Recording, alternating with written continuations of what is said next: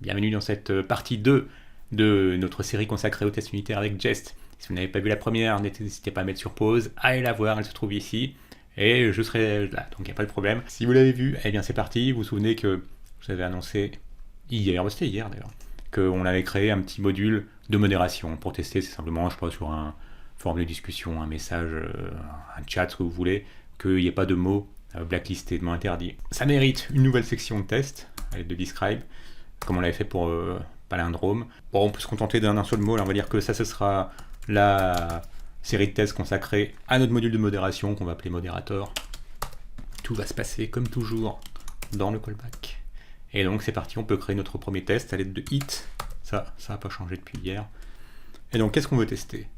Alors déjà, on va relancer notre test. Vous vous souvenez que c'est à l'aide de npm espace t, hein. C'est équivalent de npm run test, hein, simplement parce que dans test, on a mis jest-watch all pour être en mode en watch mode finalement, pour pouvoir que les tests se relancent à chaque fois qu'on modifie nos tests, et --verbose pour avoir des détails. Alors là, ce qu'on va faire, ah oui, au passage, j'avais oublié de vous le dire, il y a certaines fonctions qui ne marcheront que si votre projet est poussé sur GitHub. Notamment, voilà, la fonction qui vous permet de tester s'il y a eu des changements de fichiers, parce que comment détecter qu'il y a eu des changements de fichiers, il faut que vous ayez un repo, donc git init, git add, git push, etc. Donc vous étonnez pas s'il y a certaines fonctions qui ne marchent pas. C'est pas super explicite, c'est dans la doc. Enter. Oh. Voilà. Alors là, il n'est pas content. Pourquoi? Parce que hit a un premier argument qui n'est pas valide. Et oui, parce qu'on lui a pas mis de... Ça, je peux refermer maintenant. On lui a pas mis de nom. Alors qu'est-ce qu'elle devrait faire, qu'est-ce qu'il devrait faire ce premier test? Mais il devrait tester si un message qu'on va lui passer, une phrase, contient un mot interdit, qu'on va mettre dans un tableau de mots qui sont blacklistés. Donc on peut tout simplement mettre que ça va tester si il contient des mots interdits, forbidden words. Et comme toujours, tout se passe dans le callback, là aussi. Et il contient forbidden words. Voilà, eh bien on va s'attendre à quelque chose à l'aide de expect. On s'attendra à ce que... Alors là c'est de nouveau, hein, on est en test driven development, donc au départ on teste quelque chose qui n'a pas encore été développé, donc on sera en rouge, donc le test ne va pas passer. Donc on va tester si notre module app, on va tester s'il contient une méthode qu'on décide d'appeler, une fonction plutôt, qui s'appellera contains forbidden words. J'aime bien les noms de fonctions assez longs, parce que moi on sait tout de suite ce qu'ils font. Donc on va tester si ce qu'on va passer là maintenant comme argument contient un mot interdit. Allez, la phrase qu'on va mettre, ça va être « Vous êtes tous des truffes ». Voilà, comme ça au moins, ça c'est culinaire, l'algo de YouTube il va pas considérer que cette vidéo contient du langage offensant, il pensera que c'est un blog de cuisine. Alors vous êtes tous des truffes, et on s'attendra à ce que ça, ce soit égal à true, ça peut être que truffe, on va le blacklister. Alors évidemment ça échoue, hein, pour d'autres raisons. Tout à l'heure il échouait parce qu'il n'était pas content du fait qu'on n'avait pas mis le premier argument. Ensuite il n'était pas content parce qu'il nous manquait un argument qui doit être un callback, le deuxième. Vous avez vu, donc au fur et à mesure, voilà, à ce moment-là, à partir de là il est content. Et bon, on va aller jusqu'à la dernière, voilà. Et là il devrait se plaindre du fait que, voilà, c'est ça qui nous intéressait, comme on est en TDD, la fonction contains forbidden words, pour lui, ça n'existe pas, c'est pas une fonction. On va la créer pour le faire passer. En fait, maintenant, vous vous doutez bien que ça va pas passer au rouge tout de suite, c'est le message d'erreur qui va changer. Et bon, comme on dit, quand le message d'erreur change, c'est qu'on progresse. Donc, qu'est-ce que va recevoir ce forbidden words? Ça va recevoir une phrase, bon, un argument qu'on décide d'appeler message, plutôt un paramètre ici, qu'on décide d'appeler message, et là, on pense bien à l'exporter. Parce que vous voyez, quand il y a ce jaune un peu couleur moutarde séchée, eh bien c'est qu'on ne se sert pas de cette fonction. Voilà, maintenant c'est un jaune bien vif. Le message d'erreur va changer. On a un test qui ne passe pas. Parce que, voilà, on s'attendait à recevoir false, et au lieu de ça on a reçu undefined. Ah, je me suis trompé d'ailleurs, c'est pas false qu'on va recevoir, parce que truffe, ah oui, désolé. On s'attendait à ce qu'ils reçoivent true, vous avez dû vous demander pourquoi je mettais false. Alors que ça va être classé comme étant une insulte. Voilà. Et bon, c'est pareil, il va se dire, moi je m'attendais à recevoir true, alors qu'en fait j'ai reçu undefined. Voilà, il s'attendait à recevoir true, expected, et il a reçu undefined. Tout simplement parce qu'une fonction, Par défaut, elle retourne rien du tout. Elle retourne undefined. Donc, pour faire passer le test, on va tricher et on va retourner true. Cette fois-ci, le test va passer. Bon, sauf qu'on triche un peu, parce qu'on voit bien qu'on a une série de tests dédiée au palindrome, une série de tests ici, voilà, palindrome, et une série de tests dédiée à modérator. Et voilà, on a ce test qui passe de ce bloc de test modérator, modérateur qui se trouve ici. Et le test, on voit bien, on reconnaît ce qu'on a tapé ligne 14 qui se trouve ici, qui baptise le test également. Donc, vous avez vu content forbidden words, content forbidden words. Mais bon, on a quand même envie que notre test fasse vraiment quelque chose. Donc ce qu'il va faire ce test, eh bien il va tout simplement avoir une liste de mots qui sont considérés comme des insultes. Et donc ces forbidden words, on va les mettre dans un tableau. Et on va considérer qu'elle est une insulte, bon, le mot truffe au singulier, le mot truffe au pluriel. Et pour rester dans le champ sémantique culinaire, on va mettre confiture.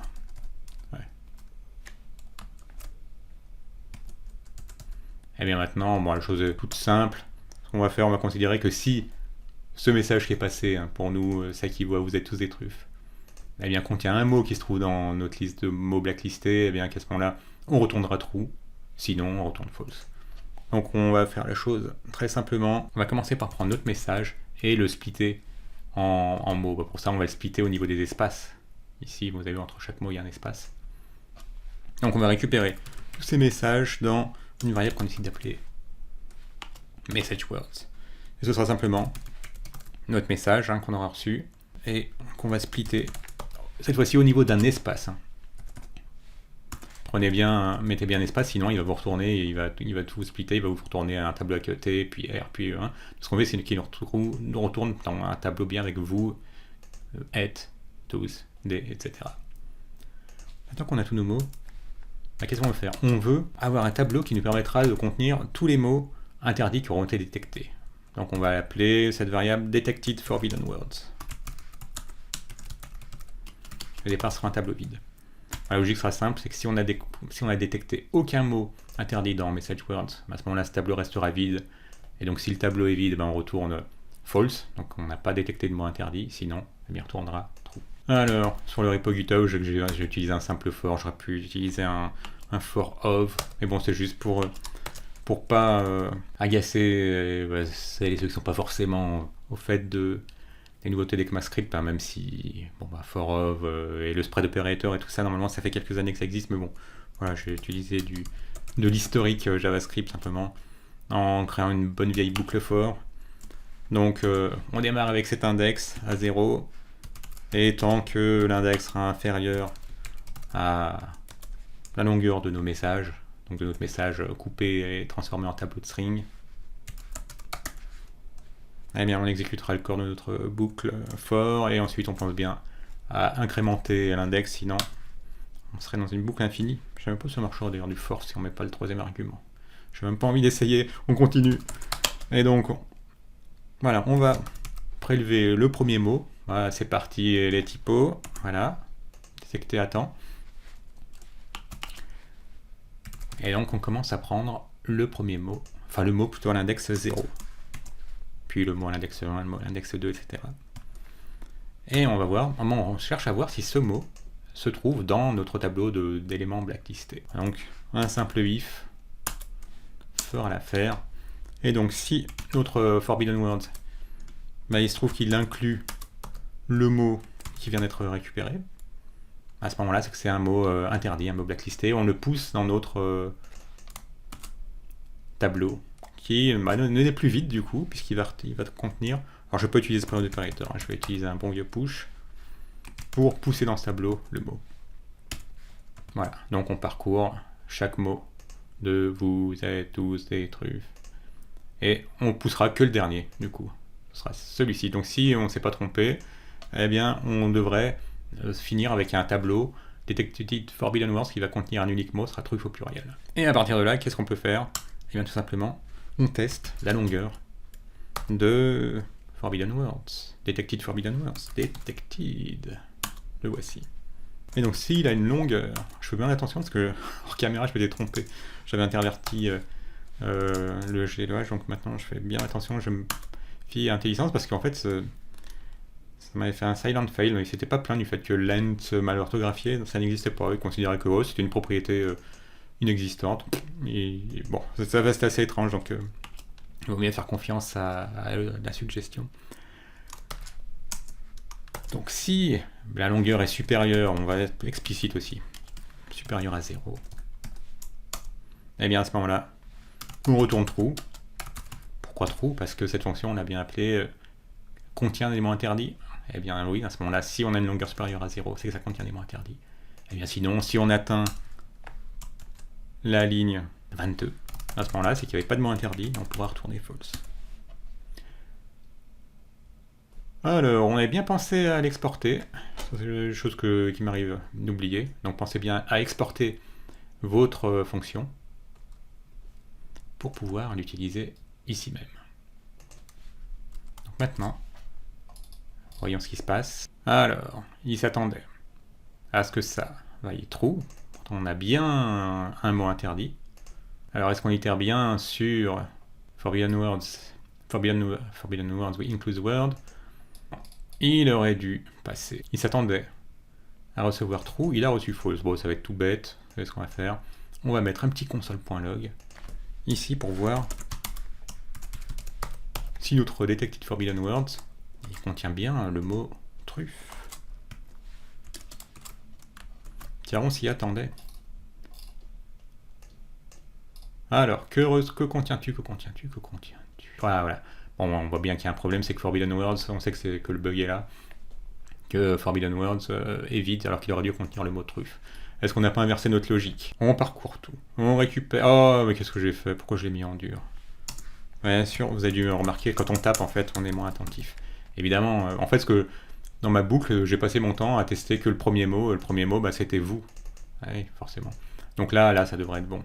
Alors que là, si on utilise bien l'index, on va bien se déplacer au fur et à mesure qu'on incrémente l'index.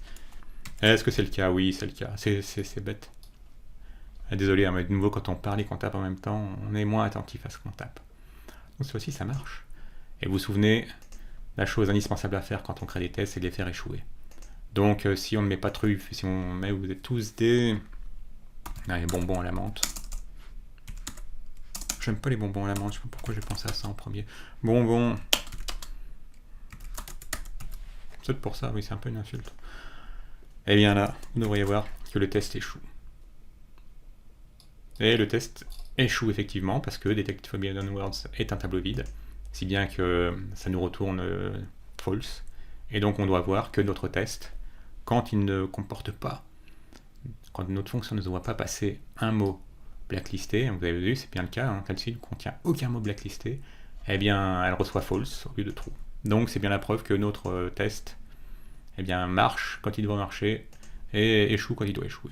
Donc on remet un mot blacklisté.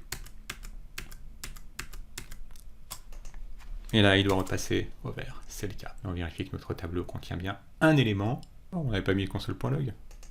C'est pour ça. Ah bah si, pourtant on l'a mis.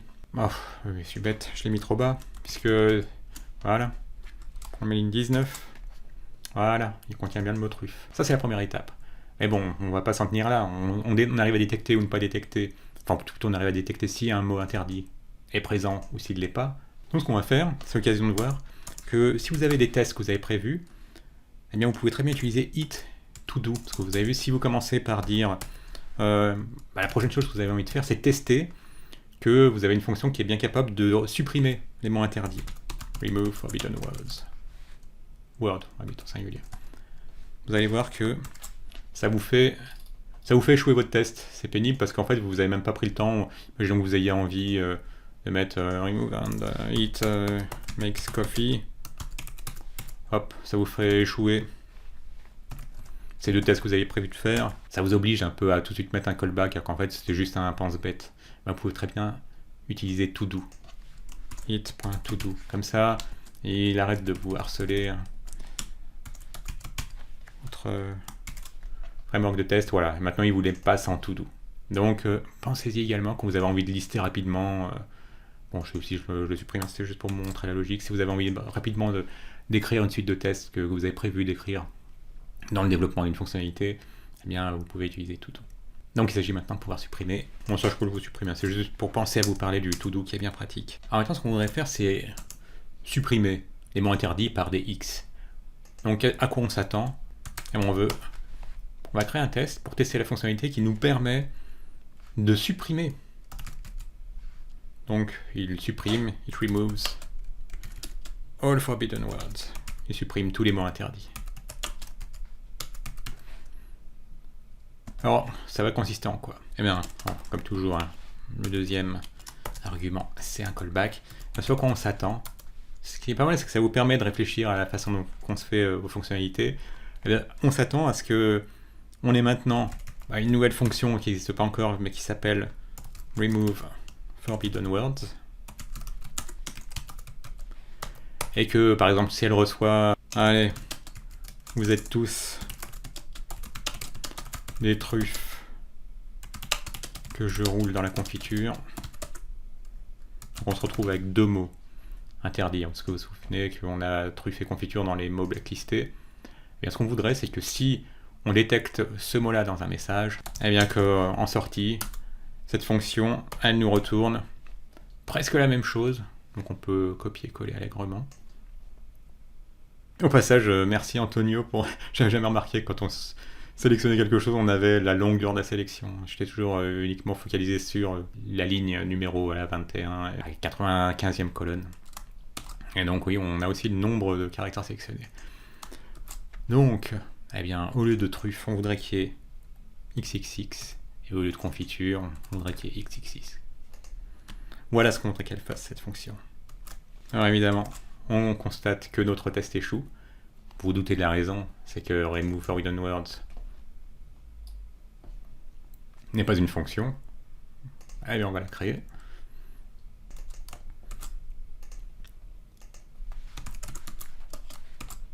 Bon, on va considérer que l'argument qu'elle attend s'appelle également message.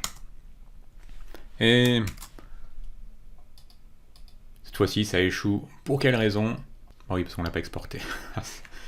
Je vous avais dit que je la ferais au moins une fois, celle-là.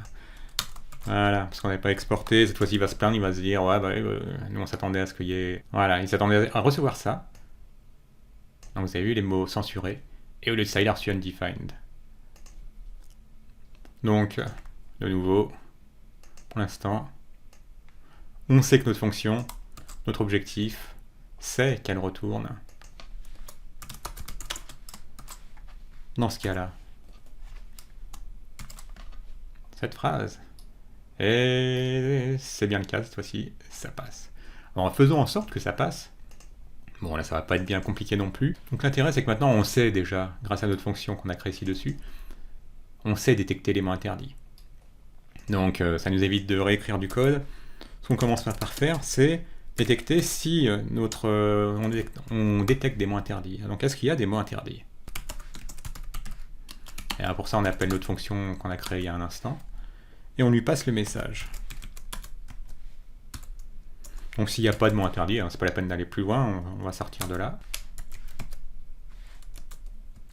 S'il n'y a pas de mot interdit, eh ben on retourne le message. Tout simplement.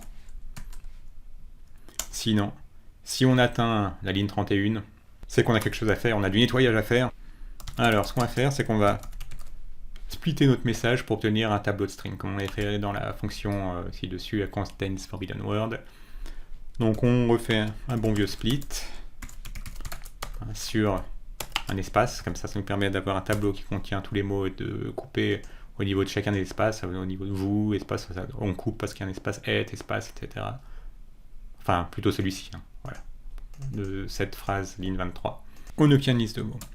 Vous savez que, comme on a Words, c'est maintenant un tableau de strings, un bon tableau qu'il est, son prototype nous propose la fonction map qu'on va utiliser, et on va récupérer le nouveau tableau qu'elle va créer, puisque map ça nous retourne un nouveau tableau, donc on récupère le résultat.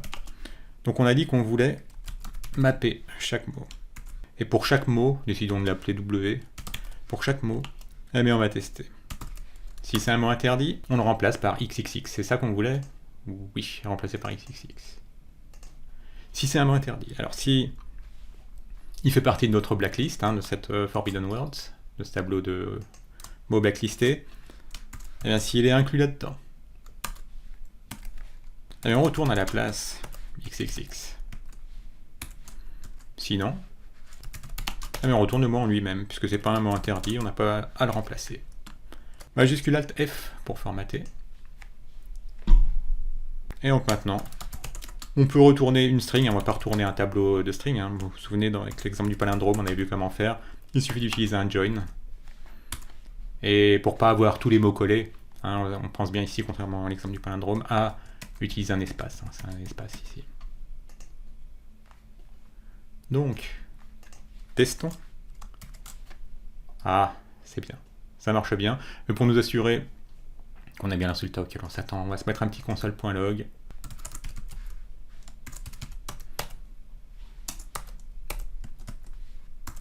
On se met un petit console.log du result. Ligne 32. Alors, vous avez vu. Ce que contient notre tableau, c'est vous êtes tous des XXX que je roule dans la XXX.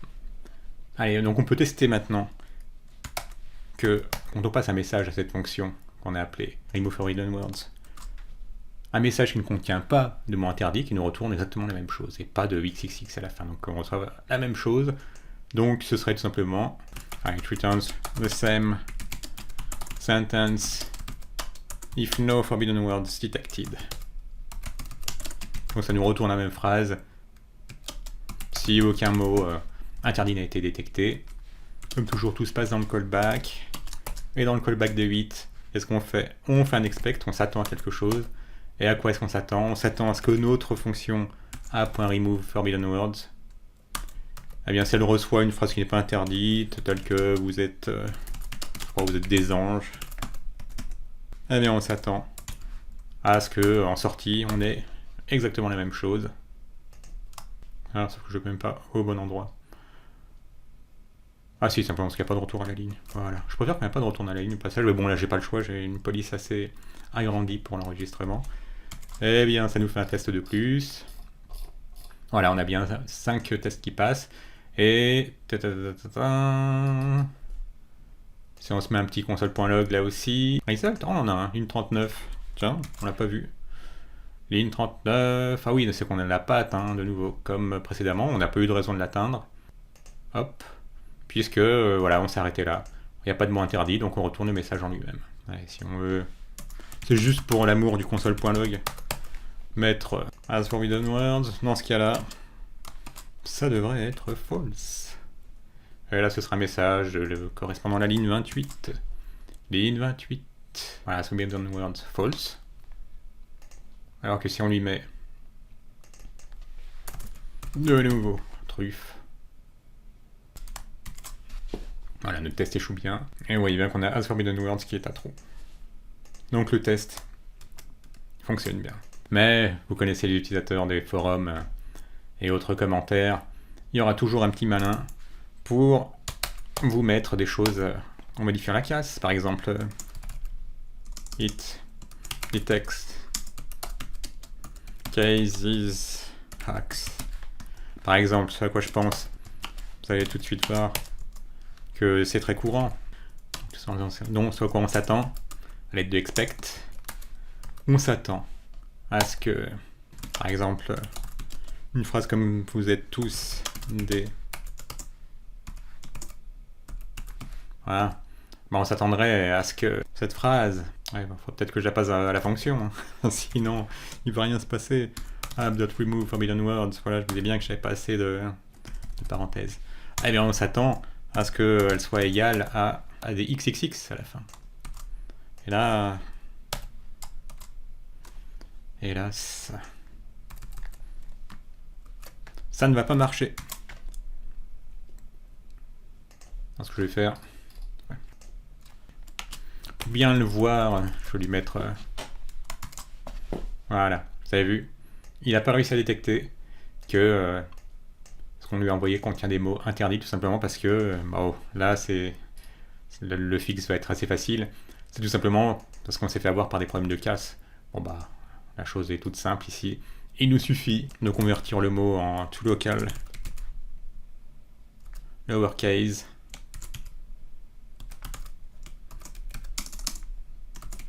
Normalement, pour faire marcher la chose. Alors, je n'ai pas été aidé par IntelliSense, c'est bizarre. Est-ce que j'aurais fait une typo? To local, j'ai pas oublié le lowercase.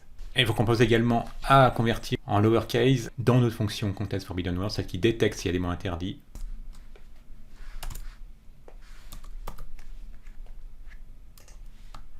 Et voilà.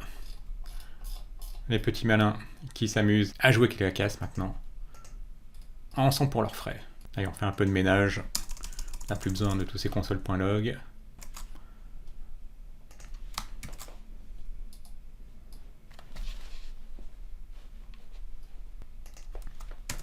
Alors évidemment, on pourrait tester, mais là je vous laisserai faire la chose en guise d'exercice pratique.